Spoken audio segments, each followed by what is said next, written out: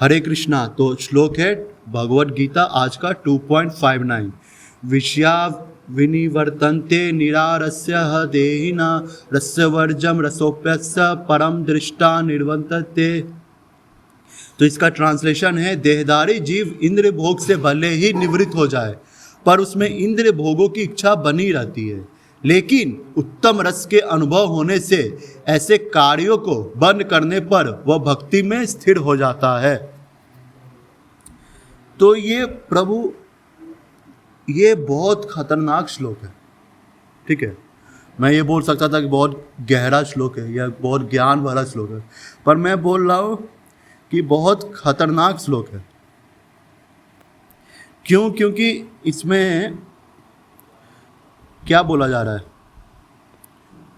रुकिए, रसोवर्ज रसोप्यप्स। ठीक है, और इसमें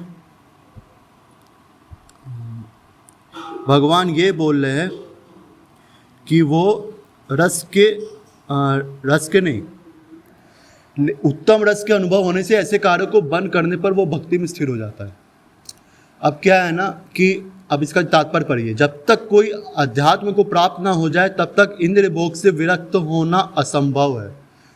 प्रभुपाद जी ये लिख रहे हैं, विधि विधानों द्वारा इंद्रिय भोग को संयमित करने की विधि वैसे ही है जैसे किसी रोगी के किसी भोज्य पदार्थ खाने पर प्रतिबंध लगाना,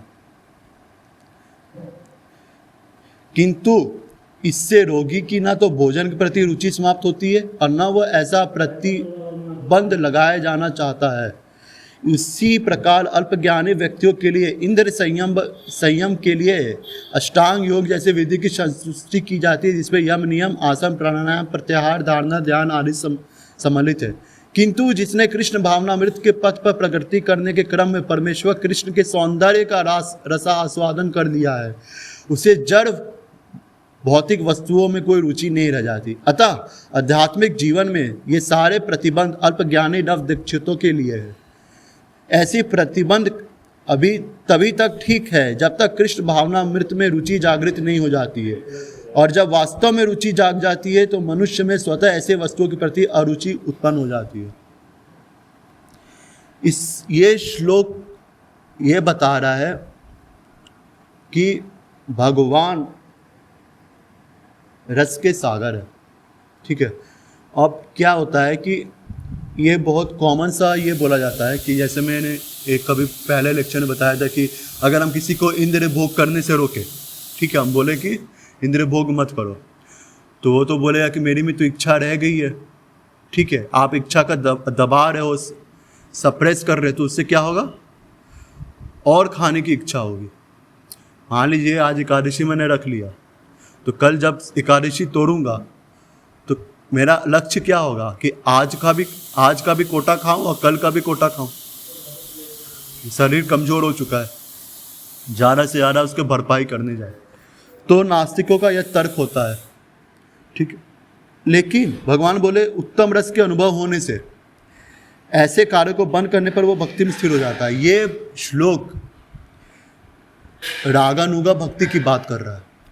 ठीक है, जैसे आपका सवाल था कि बुक डिस्ट्रीब्यूशन करने जाएंगे, गीता जयंती होगी, तो लोग पूछेंगे भगवद गीता क्यों पढ़े, कोई भी पूछेगा। ये मतलब क्यों, मतलब ये तो 5000 साल पहले बोली गई, इसका क्या यूज रह गया है। ठीक है, और दूसरे लोग ये होंगे, मैं आपको जितने मेरे को टाइप के लोग मिले हैं उन सब का वर्णन करता हूँ। दूसरे वो लोग होते हैं जो ये बोलते हैं कि भगवान तो निराकार है, उपनिषद में लिखा हुआ है भगवान निराकार है, ब्रह्म कुमारी हुआ, ये सब क्या बोलते हैं, आदि शंकराचार्य के फॉलोअर हुए, ये लोग बोलेंगे आपको। दूसरे टाइप के लोग ये मिलेंगे। तीसरे टाइप के लोग मिलेंगे जो इनोसेंट लोग होंगे, जिनको ना मायावाद पता है ना नास्तिकता पे उनको विश्वास है। वो लोग ऐसे लोग हैं जिनको देवी देवता पर विश्वास हो गया है। ठीक है, भगवान कृष्ण पर भी विश्वास है पर बराबर का श्रद्धा है। ठीक है, या कुछ ऊपर क्या कुछ नीचे, तो ऐसे लोग भी मिलेंगे। और चौथा, दूसरे दिन तत्व मानते हैं, वैसे मिलेंगे।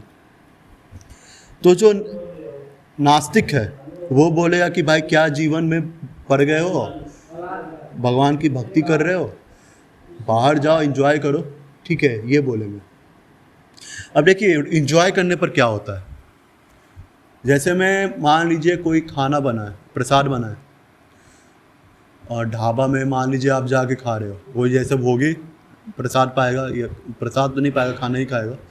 तो मान लीजिए कुछ लस्सी ऑर्डर किया, तो लस्सी पिया, तो लस्सी पीने से उसको कैसा लगेगा, ठंडा ठंडा।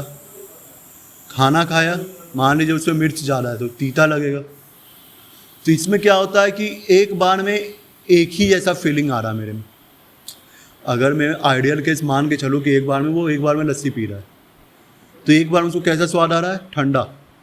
दूसरी बार कुछ और करेगा, कुछ और खाना खाएगा तो तीता। मान लीजिए तीसरी बार वो खेलने चला गया फुटबॉल, ठीक है, तो फुटबॉल खेल रहा है, तो थकावट होगा, थोड़ा इन्जॉयमेंट होगा। चौथा घर में आके मान लीजिए किसी दोस्त से हंसी मजाक कर रहा है, तो हंसी मजाक कर रहा है। चौथा क्या है, किसी और चीज़ को मान लीजिए म्यूज़िक सुन रहा है, तो उसको अलग टाइप का फीलिंग है। तो हम जो भी कार्य करते हैं, हमको हमेशा एक ही टाइप का फीलिंग आता है, एक ही टाइप का एक बार में आ सकता है। इसको कहते हैं इसको आनंद नहीं करते, इसको कहते हैं आनंद की परछाई, ठीक है। आनंद की, वो लोग बोलेगा कि भाई मेरे को भी आनंद आ रहा, तुमको ऐसा क्या आनंद आ रहा है कि तुम भक्ति में लगे हो सब कुछ छोड़ के, पर ये आनंद की परछाई है। आप बोलोगे क्यों? वेदांत सूत्र पर एक बहुत बड़ा सूत्र है, बहुत बड़ा, मतलब उस पर तो इतने आचार्य कमेंट कर रहे बार बार, आनंद में हो अभ्यासात, कि भगवान आनंद के सागर है।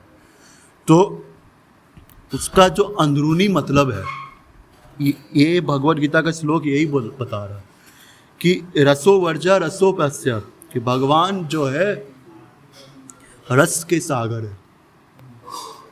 अब रस और आनंद में क्या अंतर है? कोई तो सहिजा लोग भी है, मैं जैसे पिछले बलराम पूर्णिमा में इस्कॉन टेम्पल गया था, तो जाते ही रहते, तो बलराम पूर्णिमा में सब मतलब सब भक्ति भाव में रहते ही हैं डिवोटीज अपने।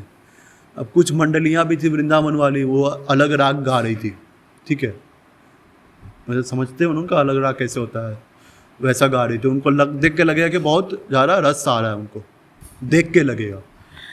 पर आनंद और रस में क्या अंतर होता है? आनंद में आप बोल सकते हो कि भाई मैं कीर्तन कर रहा था, बड़ा आनंद आया, जैसे ही कीर्तन बंद हुआ खत्म, प्रसाद पाया बहुत आनंद आया, प्रसाद हो गया आनंद चला गया, ठीक है। आनंद होता है टेम्पोररी,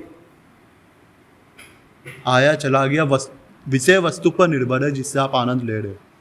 उस पर भी दूसरा कि आपको एक ही टाइप का फीलिंग आएगा। ऐसे गर्म खाने का चीज़ को गर्मी लगेगी, ठंडा खाने से ठंडे लगेगा, फुटबॉल खेलने से आपको थोड़ा पसीना आएगा, थोड़ा अलग टाइप का इन्जॉयमेंट है। उस इन्जॉयमेंट को आप म्यूज़िक से कंपेयर नहीं कर सकते हो, गाना सुनने से या कुछ भी करने से।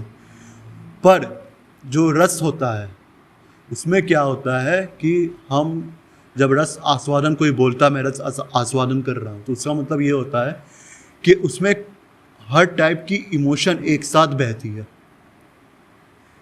मतलब एक मान लीजिए एक मदर एक बच्चे को देखी, अपने बच्चे को देखे, तो उसको क्या क्या फीलिंग आएगी? अरे ये मेरा बच्चा है, ये मेरा है, पहले ही ममत्व आएगा। दूसरा, अगर ममत्व आ रहा है तो दूसरा उसकी रक्षा का प्रश्न आएगा। तीसरा आएगा कि इसकी फ्यूचर की चिंता। चौथा कि इसको कोई कमी ना रह जाए। रक्षा अलग चीज़ होती है, कमी पूरा करना अलग चीज़ होती है। रक्षा आपका बेसिक चीज़ पर आ जाता है, बेसिक रिक्वायरमेंट है, पर कमी पूरी करना या उसको और अच्छा गिफ्ट देना, कुछ अच्छा खाने के लिए बनाना, ये कॉन्फ्लिक्ट आप देख रहे हो कितनी तरह का इमोशन एक साथ आ रहा है। रक्षा का भी आ रहा है, प्रोटेक्शन का भी आ रहा है, उसको आनंद देने का भी आ रहा है, उसके फ्यूचर की चिंता भी आ रही है, उसका कल उसको कैसा लगा था ये भी भाव आ रहा है, उसके अनुसार आप आज कार्य करोगे। तो एक माँ को समस्त प्रकार की इमोशन आ जाती है, उसको देख के थोड़ा मुस्कुरा भी जाती है, अगर कुछ शैतानी की हो तो उसको थोड़ा गुस्सा भी रहता है। पर एक बगल वाली आंटी अगर उस बच्चे को देखेगी तो क्या सोचेगी? क्या सोचेगी? तो बच्चा ही है एक, ठीक है, मेरे पड़ोसी मेरे बच्चे के साथ खेलता है, उसको थोड़ा आनंद आ सकता है कि हाँ चलो अच्छा है, प्यारा है, बस हो गया। तो ये अंतर होता है एक भक्त और एक नॉर्मल इंसान में। वो जो भगवान को देखता है भक्त, जब भगवान का जो यहाँ पर बोले ना कि उसके भगवान परमेश्वर कृष्ण के सौंदर्य का रसास्वादन करता है। तो रस आस्वादन करने का मतलब क्या हुआ, भगवान का सौंदर्य जब देखा, जैसे मंगल आरती करते हैं हम लोग या कुछ भी करते हैं, तो आप बोले थे ना कि आप जब ऐसे ऐसे चलाते हैं तो हाथ कांपता है, ठीक है, वो इसलिए कांपने लगता है ना क्योंकि भगवान की स्तुतियां मैंने बहुत पढ़ी है। जब आपको पता चलेगा कि ब्रह्मांड का स्वामी आपके सामने विराजमान है, ठीक है, तो आपका हाथ कांप जाएगा कि मैं कुछ ऐसा ना कर दूं कि अर्च विग्रह अपराध हो जाए, ठीक है, क्योंकि नियम, सृष्टि के नियम मैंने नहीं बनाए, कोई भक्त ने कभी नहीं बनाए। भगवान को क्या अच्छा लगेगा तो भगवान ही डिसाइड करेंगे।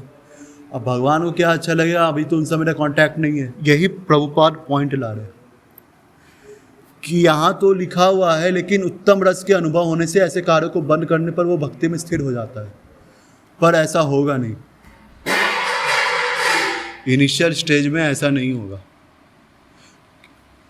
और आप देख लो कोई नया भक्त है, एकदम नया भक्त है, जब ज्वाइन करता है एकदम नया, तो कल आपने गीता बांटी, आज वो आ गया, तो उसका हो सकता है कि कुछ खाने का कुछ आदत बना रहे उल्टा सीधा या कुछ और करने का, तो तुरंत बोलोगे छोड़ने तो नहीं छोड़ता है, ठीक है।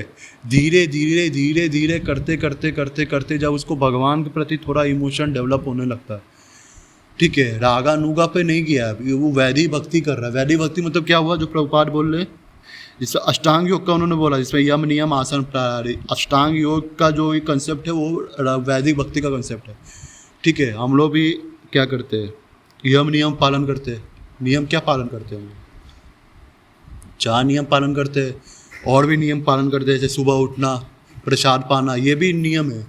यम होता है अपने आप को किसी चीज़ से बचाना, तो हम लोग भी इंद्रिय भोग चौथा वैदिक नियम पालन कर रहे हैं, पराई स्त्री संग नहीं करना, और भी कम खाना, ये सब इंक्लूडेड है। आसन, आसन अतः हम लोग भी जब चैंटिंग करते हैं तो हम लोग का क्या प्रयास रहता है कि बैठ के चैंटिंग करें। अगर बहुत ज़्यादा नींद आ रही है, चूँकि कलयुग के जीव है, तो हम बोलते हैं थोड़ा वॉकिंग कर लो, ठीक है। अगर आइडियल केस से नींद नहीं आ रही है, अपने अच्छे से रात को नींद पाया है, तो आप आसन में आप बैठ के आराम से चैंटिंग करो, भगवान के नाम पर ध्यान लगाओ। प्राणायाम, प्रत्याहार, धारणा, ध्यान, ठीक है, ये सब भी हम लोग करते हैं। प्राणायाम मतलब आपका ये ज़्यादा बोला जाता है कि सांस पर कंट्रोल, ये तो प्राणायाम बोलोगे तो भक्त लोग कहाँ कर रहे प्राणायाम, ठीक है, नहीं कर रहे, पर ये भगवान वेदांत सूत्र में कह रहे हैं मुख्य प्राण मैं हूँ, ठीक है, मुख्य प्राण। तो मुख्य प्राण अगर वो है, अगर भगवान की भक्ति आप कर रहे हो, ठीक है, तो आप मुख्य प्राण को प्रसन्न ही कर रहे हो। एक ध्यानी क्या मानता है कि जो वायु है, वायु क्या है, एक हवा है, बस ये मान के वो ध्यान करता है। भक्त इसको एक स्टेज पार कर जाता है। भगवान भक्त के लिए वायु एक सिर्फ हवा नहीं रह गई, उसका भी एक फॉर्म है, उसका भी एक नाम है, रूप है, गुण है, लीला है। यही भक्त और मायावादियों में अंतर होता है। यहाँ भगवान, ये प्रभुपाद जी लिख रहे हैं कृष्ण के सौंदर्य का आस्वादन, तो सुंदर खाली अर्च विग्रह तो नहीं है ना, सुंदर भगवान के सृष्टि भी है, सुंदर भगवान का रूप भी है, और वो रूप भी है जो हमारे बॉडी के अंदर है, जो हम देख नहीं पा रहे, परमात्मा रूप। परमात्मा रूप तो हम लोग नहीं देख पा रहे, पर परमात्मा रूप भी सुंदर है। अर्च विग्रह तो है ही, उनके समान ही, उनके जैसे, उनसे जितना भी सुंदर हो सकता है, और भी सुंदर हो सकता है, क्योंकि आपने साक्षात दर्शन पा लिए, तब तो आपका भक्ति के कारण और सुंदर लगेंगे भगवान, क्योंकि आपने दर्शन पा लिए। दूसरा है कि जब प्राण को वो ये करता है, प्राण एज ए डीटी मान के उनको प्रसन्न करता है, तो वो ज़्यादा खुश होते हैं।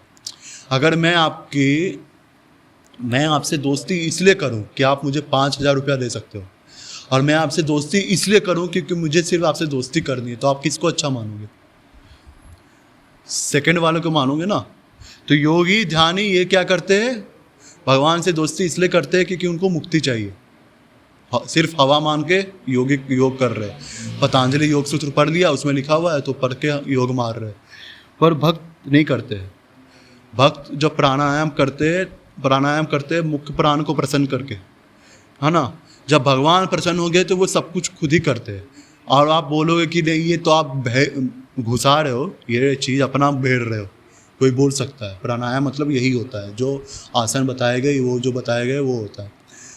तो मूर्खों को बोलना चाहिए कि पहले तुम जानो कि ध्रुव महाराज ने कैसे तपस्या की, बाकी महाराजों ने कैसे तपस्या की। क्या वो नारायण का मंत्र जाप नहीं कर रहे थे उस तरह? आप भागवत का चतुर्थ स्कंद उठा के देख लो, हर श्लोक में लिखा हुआ है। उनको दीक्षा किसने दी? नारद मुनि ने दी थी। अब नारद मुनि किसके आचार्य हैं? भक्ति के आचार्य हैं, किसी से ही पूछ लो। नारद पंचराज का उन्होंने लिखा हुआ है, उन्होंने कोई योग सूत्र नहीं लिखा है। तो प्राणायाम हो गया, कोई भी ध्यान ही आपको मिल सकता है कि आप लोग ध्यान क्यों नहीं कर रहे हो, भक्ति क्यों कर रहे हो? प्रत्याहार, धारणा, ध्यान तो हम लोग करते ही हैं, भगवान का जप करके ध्यान पूर्वक। तो सारे जो है ना, सारे जो दूसरे प्रोसेसेस है सब इंक्लूड है भक्ति में। कोई आपसे आर्ग्यू कर सकता है कि भक्ति में कुछ भी नहीं है, सिर्फ प्रसाद पाओ, कीर्तन करो, ठीक है, बस हो गया, प्रोग्राम हो गया आपका। बोलो तुम मूर्ख हो। तुम मूर्ख भी मत बोलो, पहले बोलो चमार हो तुम। चमार क्या करता है? बॉडी का स्किन देखता है, उस पर जज करता है। तुमने देखा नाचते हुए, तुमने बोल दिया नाचने वाले। मूर्ख, तुमको भगवान आज तक दिखे है? कभी तुमको दिखेंगे नहीं, तुम मायावादी हो ना। तुमको भगवान से कोई मतलब नहीं है, तुमको पता ही नहीं है कि भगवान की प्रसन्नता के लिए नाच रहे। भगवान ने बोला है, रूप गोस्वामी ने लिखा है कि भक्ति रसामृत सिंधु में कि भगवान के प्लेजर के लिए हम लोग डांस कर सकते हैं, भगवान की संतुष्टि के लिए। अब उसके अनुसार तो भगवान पर्सन है ही नहीं, आदमी मतलब एक व्यक्ति है ही नहीं। अब व्यक्ति नहीं है तो प्रसन्नता अप्रसन्नता से क्या लेना देना? तुम ध्यान करो, भगवान बनो, आगे बढ़ो, उनका ये कंसेप्ट है। हमारे लिए भगवान व्यक्ति है, पहले व्यक्ति है, दूसरे भगवान है। पहले भी भगवान नहीं है, पहले व्यक्ति है, इसके बाद भगवान है, ठीक है। अगर आप भगवान को एज अ व्यक्ति मान लोगे, अगर आप नॉर्मल व्यक्ति भी मानोगे ना, तो आप इतना तो केयर करोगे ना कि वो पर्सन सोचता है, उसकी कोई इमोशन है। आप इस बात पर पहले अडिग हो गए तो वहाँ से भक्ति शुरू हो जाती है। फिर आप भगवान मानते हो तो आप ये मान लेते हो कि सबसे पावरफुल पर्सनालिटी है, supreme personality of the godhead, ठीक है। और इसमें ये सुप्रीम पर्सनालिटी बोलते हैं ना, तो इसमें भी प्रभुपाद ने बहुत अच्छा वर्ड कॉइन किया, पर्सनालिटी बोला है। पर्सनालिटी बोला है, ये नहीं बोला है सुप्रीम गॉडेड, कि सुप्रीम तो बहुत लोग मानते भगवान को, व्यक्ति कभी नहीं मानते। और पर्सनालिटी जब बोला जाता है ना, तो पर्सनालिटी में आपका गुण, नाम, रूप, गुण, लीला सब आ जाता है। पर्सन बोलेंगे तो भाई बोलेंगे यू आर अ पर्सन, तो आप बस बोलेंगे कि आप व्यक्ति हो। जब बोलेंगे आपकी पर्सनालिटी ऐसी है, तो पर्सनालिटी बोलने से हम क्या बोलते हैं कि आप दिखते ऐसे हो, आप बोलते ऐसे हो, कपड़ा वैसे पहनते हो। तो पर्सनालिटी जब प्रभुपाद क्वाइन जब ये टर्म कर रहे हैं तो वही बता रहे कि भगवान का नाम, रूप, गुण, लीला सब है। वो कोई वस्तु नहीं है या कोई सुप्रीम पावर नहीं है, कोई लाइट नहीं है, ठीक है। तो अब यही होता है कि रस वर्जम रसोपक्ष्य, कि जब आप भक्ति करने लगते हो, वैदिक भक्ति करते हो, तो पहले तो आपको खुद पे खुद वैराग्य आने लगता है। अब इसमें दो कॉन्सेप्ट चलता है। कुछ लोग का कहना होता है कि भक्ति करोगे अपने आप वैराग्य आ जाएगा, ठीक है। भक्ति करने से अपने आप वैराग्य नहीं, अपने आप तो कोई चीज़ नहीं होती है, ठीक है। हमें भक्ति तो करते रहनी है, पर संसार के प्रति आकर्षण कम करना है। संसार को त्यागना नहीं है, संसार के प्रति आकर्षण कम होना है, ठीक है। ये मायावादियों का, ध्यानी लोग का ये है कि संसार त्याग दो। भाई संसार तुम्हारा नहीं तो तुम त्याग क्या रहा है? मैं अगर चैरिटी करता हूँ, 100 रुपया देता हूँ, तो भाई मेरा कमाया हुआ तो मैं देता हूँ ना। अब मैं आपके पॉकेट से निकाल के दो फिर बोलो मैंने त्याग किया 100 रुपया के, तो पागलपंती हुई ना। जब संसार भगवान का है, अगर तुम ब्रह्मन ही मान रहे, तुम मान रहे हो भगवान निराकार है, तुम्हारे ही अनुसार निराकार ने सृष्टि की है, तुम्हारे ही अनुसार ना, तुम्हारे सिद्धांत के अनुसार। तो तुम्हारा संसार नहीं है तो तुमने त्याग क्या दिया? ठीक है, तो मूर्खों का कोई भी सिद्धांत है ना, अपने आप ही सिद्धांत, इनका अपना ही सिद्धांत को काट देता है अंत में जाके। ठीक है, इनका जो कहना है कि हम संसार त्याग के नारायण बन जाते हैं। हाँ, जब आप शंकरा मठ में जाओगे तो एक दूसरे को शंकराचार्य नमो नारायण कहते हैं कि आप सन्यासी बन के खुद नारायण के इक्वल हो गए हो। वो ये नहीं बोलते कि आप नारायण के इक्वल हो गए हो, उनका ये कहना होता है कि आप लक्ष्मी के पति हो गए हो। अब नारायण क्या होता है? भोक्ताराम अहम तपस, क्या है कि मैं सारे चीज का भोक्ता हूं। जब सारे चीज का भगवान भोक्ता है तो लक्ष्मी जी की भी भोक्ता है। तो शंकराचार्यों का कहना है कि हम लक्ष्मी की भोक्ता है। अगर आप अपने आप को नारायण बोले तो आप यही बोल रहे हो ना कि मैं लक्ष्मी जी का भोक्ता हूं। ठीक है, ये लोग इसलिए चैतन्य महाप्रभु ने चैतन्य चरितामृता पढ़ी है, पूरा चैतन्य चरितामृता में लगभग पढ़ चुका हूँ। उसमें महाप्रभु ने मुसलमानों का भी खंडन किया है, चांद काजी। दूसरा नास्तिकों का भी खंडन किया, बौद्धों का भी किया। किसी को भी चैतन्य महाप्रभु ने सबको सिद्धांत का खंडन किया ऐसा नहीं है, पर किसी को नहीं बोला कृष्ण अपराधी। इनको बोला है, क्या है? मायावादियों को, मायावादी कृष्ण अपराधी। अरे मुसलमान फिर भी है तो जाके बोलता है कि हाँ सुप्रीम पावर है, जो भी मानता है कुछ करता है। ये लोग का क्या है कि हम लक्ष्मीपति, हम नारायण। इसका मतलब क्या होता है? नारायण का मतलब खाली शंख चक्र गदा पद्म नहीं ना हो गया। तो आप यही बोल रहे हो। इसीलिए आचार्यों ने अच्छे अच्छे पुस्तकों में, अपने गहतम पुस्तकों में ऐसी गालियाँ दी हैं इन लोगों को कि ये लोग कहीं के लायक नहीं, कहीं के लायक नहीं। अरे तुमसे अच्छा तो मुसलमान है जो अल्लाह को सुप्रीम मान लेता है, पर सर तो झुकाता है किसी को भी सुप्रीम माने। तुम्हारा तो प्रपोजल है कि तुम लक्ष्मीपति हो।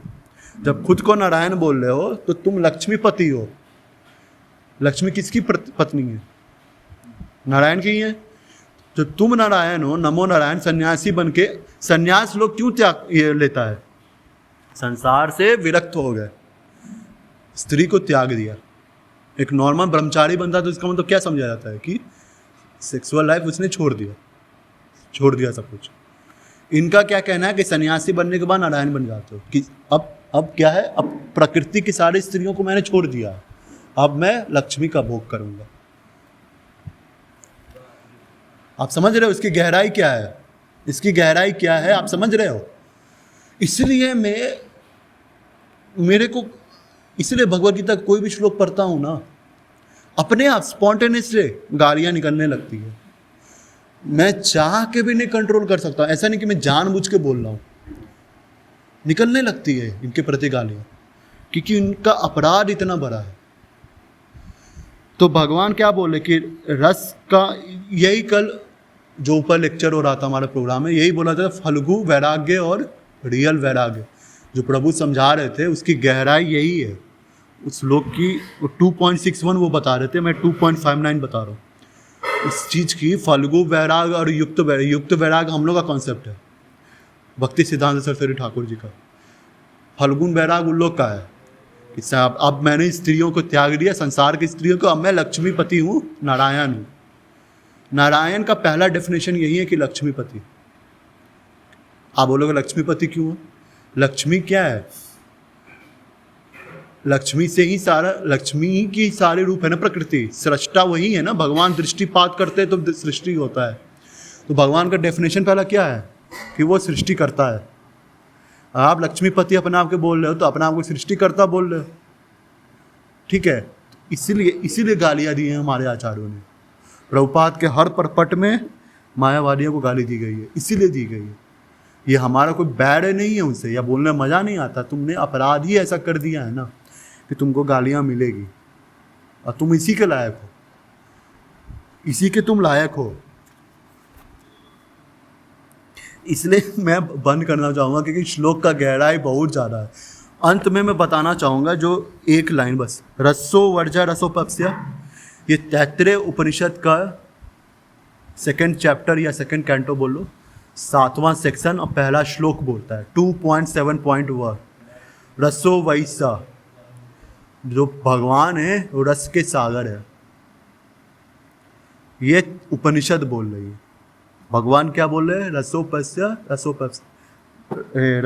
रसो पप्स्य, कि मैं रस का सागर हूँ। मेरे भक्ति करके अगर तुमको रस आ रहा तो मैं ही रस का सागर हूँगा ना। तो आपसे कोई बोलेगा उपनिषद पढ़ो, ये पढ़ो, वेद पढ़ो, आर्य समाजी बोलेंगे, बोलो गधो तुम तो गधे हो ही, तुमने पढ़ी है गीता? गीता उपनिषद पे कमेंट्री है एक तरह से, मान लीजिए। भगवान जो बोल रहे हैं ना, ये सब टेक्निकल वर्ड है, बहुत टेक्निकल वर्ड है, और ये भगवान बता रहे कि मैं ही रस का सागर हूँ, कोई और देवी देवता का शरण मत लो। आप बोलोगे कि कोई लोग बोलते हैं इस्कॉन वाले शिव ब्रह्मा दुर्गा का प्रति अपराध करते हैं, ठीक है, कि उनकी निंदा करते हैं। क्यों निंदा करते हैं?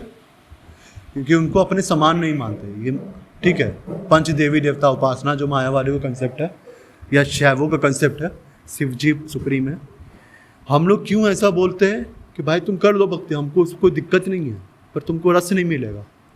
रस नहीं मिला तो तुम्हारा वैराग्य उत्पन्न ही नहीं हुआ, और वैराग्य उत्पन्न नहीं हुआ तुम संसार में ही फंसे रहोगे। इसमें भगवान, हम लोग नहीं बोल रहे, तुम ही फंसे रहोगे, तुम अपना मार्ग खुद ही तय कर रहे हो। इसीलिए हम लोग बोलते हैं शिव ब्रह्मा आदि देवों को भगवान नाम के समान समझना। हम इसलिए नहीं बोले कि हमें इंसल्ट कर रहा, हम इसलिए बोल रहे हैं कि तुम फ्रस्ट्रेट हो जाओगे। भक्ति तो शुरू कर दोगे, मतलब शुरुआत में थोड़ा क्या बोलते हैं एक्साइटमेंट में शुरू कर दोगे, हम भगवान शिव की आराधना करेंगे, हम दुर्गा देवी की आराधना करेंगे। एक टाइम आने के बाद आप फ्रस्ट्रेट हो जाओगे, और फ्रस्ट्रेट होते ही हैं। साउथ इंडिया में कई शैवों ने भगवान विष्णु के टेम्पल को तोड़ा, उसके डीटी को उठा के बाहर फेंका और शिव टेम्पल बना दिया, ठीक है। मायावादियों का तो कथनी कहना नहीं है, उन्होंने क्या क्या काम किया हुआ है। तो ये लोग अंत में फ्रस्ट्रेट हो ही जाते हैं, दुनिया से फ्रस्ट्रेट है, इनका वैराग्य फ्रस्ट्रेटेड है। मेरे को नहीं लगता है कि शंकराचार्य को छोड़ के कोई भी क्या बोलते हैं आचार्य अद्वैत संप्रदाय का मुक्त हुआ होगा, मेरे को नहीं लगता, असंभव है। शास्त्रवाणी गलत हो जाएगी, शास्त्रवाणी ही गलत हो जाएगी। जब भगवान बोल रहे मैं रस का सागर हूँ, तो तुम निराकार का भक्ति करके तुम क्या पार करोगे? नहीं करोगे। शंकराचार्य इसलिए करेंगे क्योंकि वो खुद शिव जी है, तो भाई वो तो भगवान का ऑर्डर पर फैला दिया, वो पार कर जाएंगे, बाकी लोग नहीं कर पाएंगे। तो मेरा यही कहना है कि ये श्लोक की गहराई बहुत है, इस पर जितना बोले उतना ही कम है। अब उम्मीद करता हूँ आप लोग को लेक्चर अच्छा लगा हो। हरे कृष्ण।